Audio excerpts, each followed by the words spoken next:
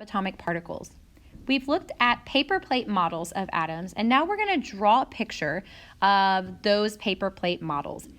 So I'm going to start out by drawing two circles here on my page.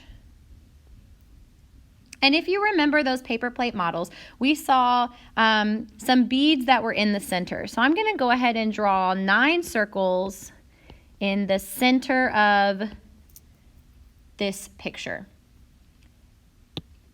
In the center, we saw 2 different colors. We saw green beads. So I'm going to color 4 of these green. And we also saw yellow beads. So I'm going to color the rest of these yellow.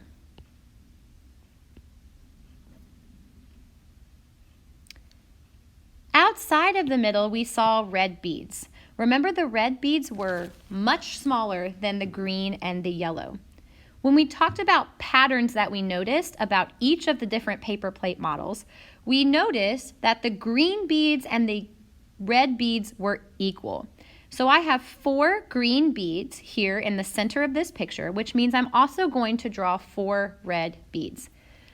I'm going to draw those red beads small because they were smaller in our model. We also talked about how the first circle only had 2 red beads, no more than 2 red beads. So I'm going to draw these other 2 red beads on the outside circle. Okay. Now we're going to go to take some notes, and this is going to be on a separate sheet of paper. So if you have a sheet of notebook paper or a separate sheet of white computer paper, you can get that out now. So we're going to write this on a separate sheet of paper, and we will eventually glue this down on page 12. So on this separate sheet of paper, I'm going to turn it lengthwise. And we're going to write this down at the top middle. We're going to write down atoms. All right.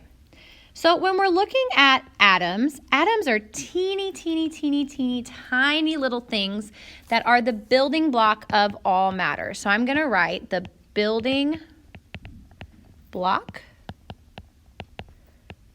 of all matter. The building block of all matter. And I like to draw a little picture of a building block to remind myself that they are the building block of all matter. Atoms are also the smallest unit of an element. So when we look at the periodic table, and we're looking at the elements on the periodic table, an atom is the smallest part of that unit. They are teeny tiny. We can even write that down here. They are teeny tiny, teeny tiny. Okay, if we look at our picture here, we will notice, like our picture that we drew of our atom model, we will notice that atoms have 2 distinct parts or areas. One of those parts is the middle, and we call the middle the nucleus. So I'm going to write down nucleus. I'm going to write down the middle. Everything outside of the middle is called the electron cloud. If you need to get caught up, pause the video. I'm going to go back to my drawing here, my subatomic particles drawing, and I'm going to go ahead and label the nucleus, which is here in the middle. So all of this is our nucleus, all of those things inside of the middle. Everything outside of the middle here, this is our electron cloud. This is our electron cloud. So the nucleus is in the middle, the electron cloud is on the outside. Pause the video if you need time to write this down. Going back to my notes here, what 2 colors did we see inside of the nucleus? Good, we saw green and we saw yellow. So I'm going to draw those little dots there to remind myself that nucleus has the green and the yellow. The electron cloud was outside of the nucleus. That's where we saw the red color. So I'm going to put a little red dot there to remind myself that electrons are the red. Okay? Atoms are made of 3 subatomic particles. Okay, so we have the nucleus and the electron. Those are the 2 parts. And inside of those, we have the subatomic particles. So I'm going to circle this word sub, okay? In this context, the word sub means inside. And we also have this word atom. So subatomic basically means inside of the atom. So there are 3 subatomic particles that we find inside of the atom. Those are called the proton, the neutron, and the electron.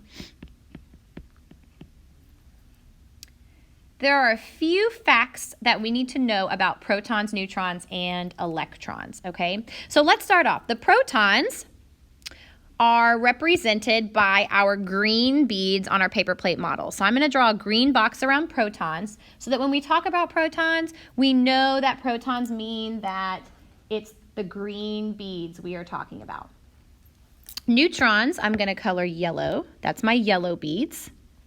And electrons, red. Those are my tiny red beads.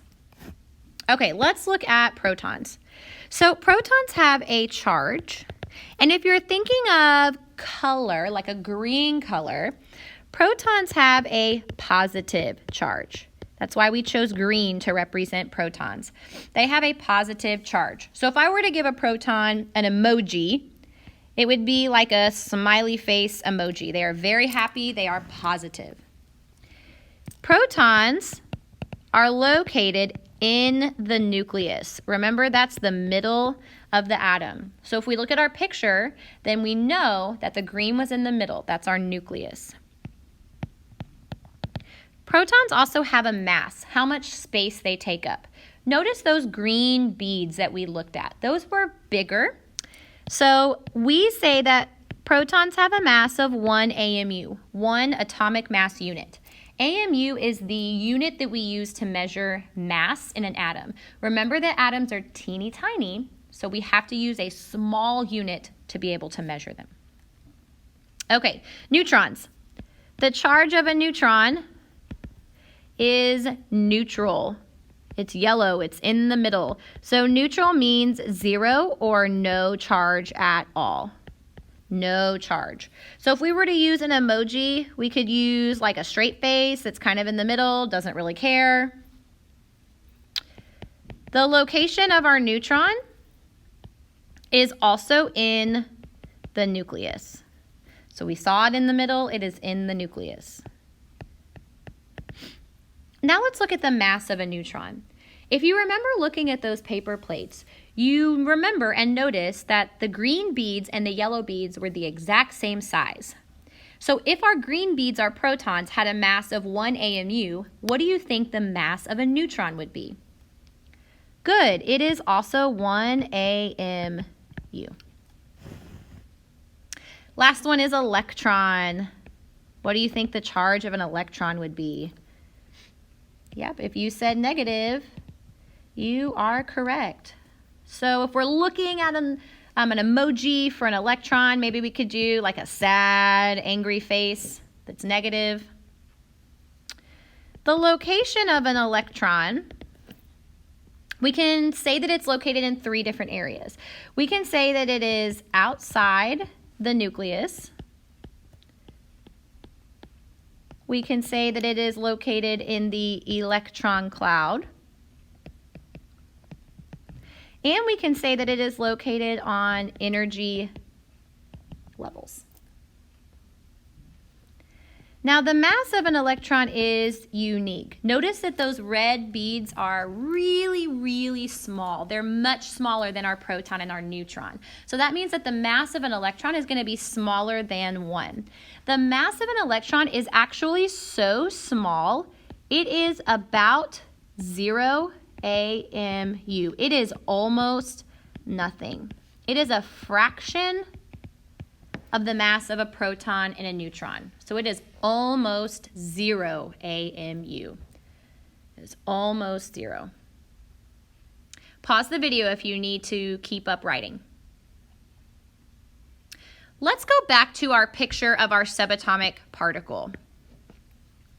So we've talked about our nucleus and our electron cloud, and we talked about energy levels. These little rings that you see, these are actually energy levels. So each of those different rings, the circles that the electrons are on, are called energy levels. All right, now I want you to take a look at this. I'm going to use a highlighter here. If I have this little circle right here that I highlighted, this is 1 proton. What is the mass of 1 proton? Good. The mass of this is 1. If I were to look at this 1 neutron here, what's the mass of that 1 individual neutron? Good. It is also 1. So what if I asked you to find the mass of this entire area that I'm highlighting here? What if I asked you to find the mass of this entire area? What do you think that mass would be? If you said 9, you are correct. All you do is you add each of these little dots together, the protons and the neutrons, and that gives you your atomic mass. So let's write down in the nucleus, we can write most of the mass is found here. So when we're talking about the mass of an atom, most of the mass is found in the nucleus. To figure out the total mass, we would add those green protons to the yellow neutrons to get our atomic mass. So you're basically just adding everything in the middle. Pause if you need time to catch up. All right, let's look at the bottom of this page. One thing we have to remember is that,